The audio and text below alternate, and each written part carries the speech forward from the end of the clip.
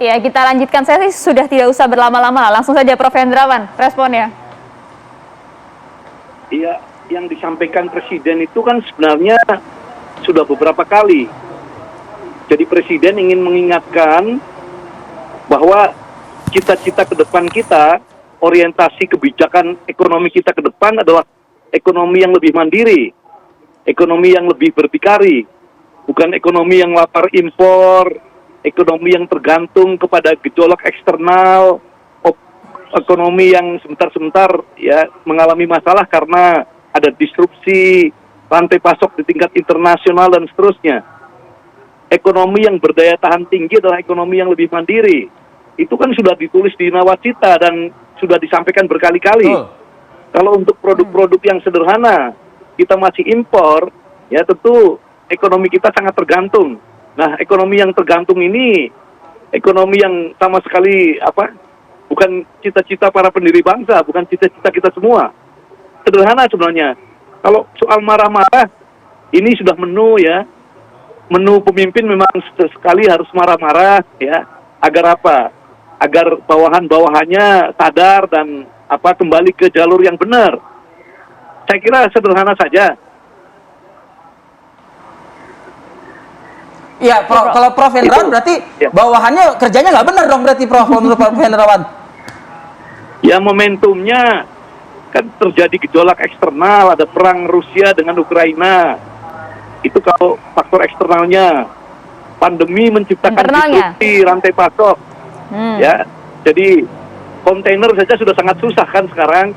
Ya, kemudian kalau secara internal LKPP, Lembaga Kebijakan Pengadaan Pemerintah, punya ketua yang baru, Pak Abdullah Aswad Anas, ya, yang sudah mulai membuat matrik produk-produk apa yang diimpor, produk-produk apa yang sebenarnya sudah bisa diproduksi di dalam negeri, tetapi masih doyan impor juga, sehingga ekonomi kita jadi lapar impor seperti ini ya. Itu momentumnya seperti itu. Kalau memang dikaitkan dengan reshuffle, walahu alam. Kok jadi pasrah gini, Bro? Jadi pasrah gitu, Prof.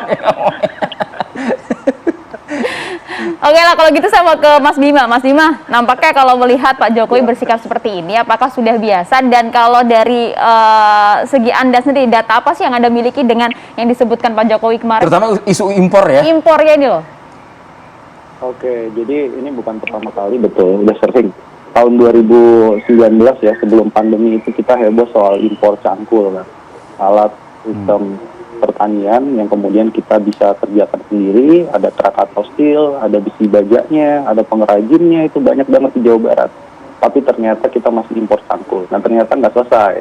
Ternyata tidak selesai, dan yang menarik adalah kalau bicara soal data, kemarahan Pak Jokowi ini sinkron dengan data impor barang konsumsi yang naiknya cukup signifikan bahkan di tengah pandemi. Jadi ada kenaikan sampai 3,7 miliar US dollar dalam 2019 sampai dengan 2021. Padahal ekonomi Indonesia pada saat itu kan mengalami tekanan, harusnya impornya turun. Tetapi ini justru impornya mengalami kenaikan, ya lebih dari 3 miliar dolar. Nah, itu datanya jadi menunjukkan bahwa kita makin ketergantungan terhadap impor. Dan yang kedua adalah kemarahan Pak Jokowi ini harusnya memang bisa diimplementasikan dalam kebijakan yang konkret. Saya setuju untuk mengumumkan ya, kementerian, kemudian lembaga, pemerintah daerah, BUMN bahkan yang memang serapan TKDN-nya rendah, itu harus diumumkan dan dicari tahu kenapa. Kalau perlu kepala bagian pengadaan barang biasanya diganti aja tuh, ya. Menterinya juga bisa diganti kalau memang tidak ada perbaikan sistem. Nah, yang ketiga ini memang ladang paling basah salah satunya di semua tingkat adalah pengadaan barang biasa. KPK aja kemarin 2021 menghabisi 30 kasus ya. Dia udah punya proses menyidikan 30 kasus korupsi, termasuk suap juga di pengadaan barang biasa. Jadi kalau ada yang bilang bahwa, oh ini karena produk UMKM kita tidak berdaya saing, kemudian ada faktor-faktor ya, internal UMKM, kualitas quality controlnya kemudian jelek, pembiayaannya kurang. Oke, itu ada faktor yang memang kita harus selesaikan. Tetapi ada juga permainan di dalam internal pengadaan barang dan jasa sehingga lebih pro terhadap produk-produk impor. Nah ini, jadi ada banyak sekali kejanggalannya. Misalnya dari temuan KPK itu mengindikasikan adanya permainan dari para kompetitor pengadaan barang dan jasa yang memang pro terhadap impor untuk menghalang-halangi pemain lokal untuk bersaing.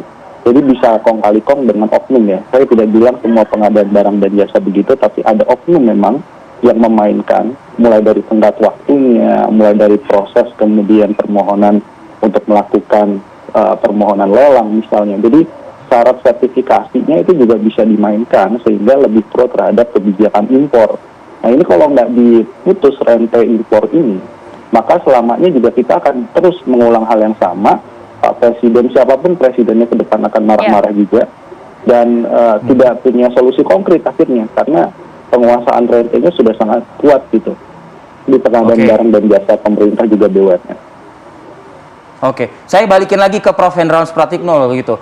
Pak Prof, menyambung pernyataan ataupun keterangan yang disampaikan oleh Mas Bima ini. Artinya begini, ini Presiden, kita pengennya nih serius nih, ya kan? Kita pengennya serius nih. Artinya kita haruslah mungkin mengutamakan produk dalam negeri. Tapi jangan sampai hanya gimmick nih, Prof. Ya, itu sebabnya tugas LKPP sekarang adalah membuat matriks, ya, kebutuhan apa yang dimiliki oleh instansi-instansi pemerintah, karena belanjanya ini kan bisa dikendalikan.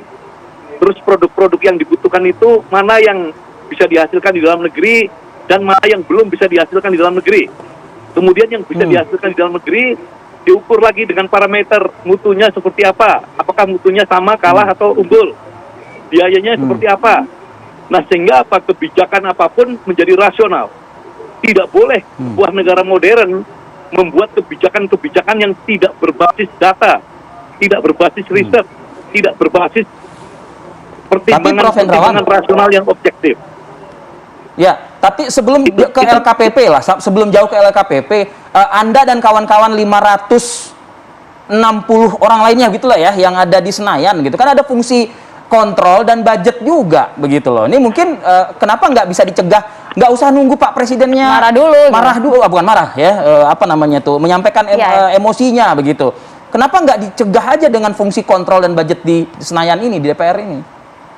Begini Mas, jadi intinya yang disampaikan Presiden agar kita terus-menerus diingatkan, ini loh, visi misi kita loh, sebagai negara Indonesia yang merdeka. Jangan sampai negara yang ekonominya terjajah, yang bergantung secara hampir ekstrim ya, kepada kekuatan-kekuatan dari luar. Jadi orientasi kebijakan kita harus seperti ini, bahwa dalam praktek ya, belum bisa dilakukan, tentu ada alasannya.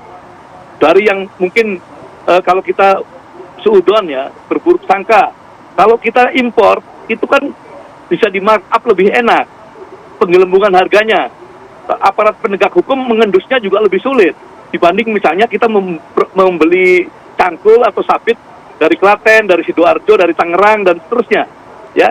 Itu prasangka kita atau praduga kita. Tetapi juga mungkin karena faktor penyandang dananya dari luar, bantuan program, sehingga apa? Sehingga yang terjadi, pihak sponsornya ingin produk-produk mereka yang digunakan di dalam pelaksanaan proyek atau program tersebut, ya. Kemudian juga bisa karena pertimbangan-pertimbangan lain, misalnya mutunya lebih bagus, harganya lebih murah, karena ada negara yang bisa memproduksi komoditi tertentu, ya, dengan skala ekonomi yang lebih baik, ya. Tetapi harus betul-betul dipetakan agar kebijakan kita betul-betul bukan kebijakan yang sifatnya tidak jelas, tapi kebijakan yang subsektor ya. Masing-masing subsektor harus dianalisis, masing-masing komoditi harus dikaji dengan baik agar pertimbangannya rasional. Ya, artinya kita betul-betul mau hal ini serius. Kalau memang mungkin halnya permasalahan kualitas, harusnya dalam negeri dong yang kemudian digenjot lagi agar kualitasnya juga bisa memadai, agar kita nggak usah import lagi. Kita lanjutkan usai jeda ya, sesaat lagi.